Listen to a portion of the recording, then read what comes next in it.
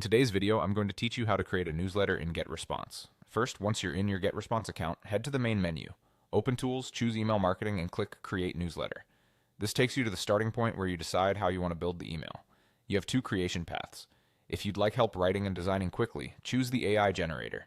It will ask for a short description of your newsletter and the tone you want.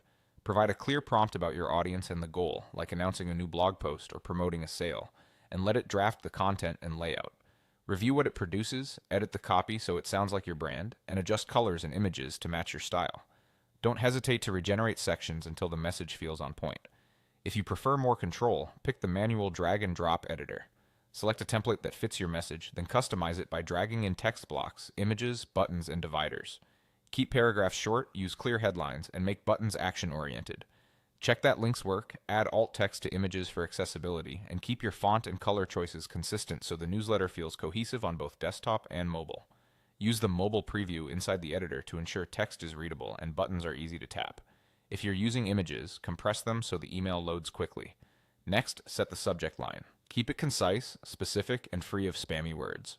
Aim to make the value obvious, like highlighting a benefit or a timely update.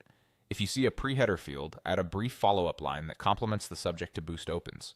Emojis can help, but use them sparingly and only if they match your brand voice. Now select your recipient lists. Choose the list or segments that should receive this newsletter. Make sure you're sending only to contacts who opted in, and verify that your content is relevant to the audience you pick. If you maintain multiple lists, double-check you're not overlapping the same subscribers so people don't receive duplicates. When you're happy with everything, decide how to deliver. You can send immediately, schedule it for a specific date and time, or enable perfect timing.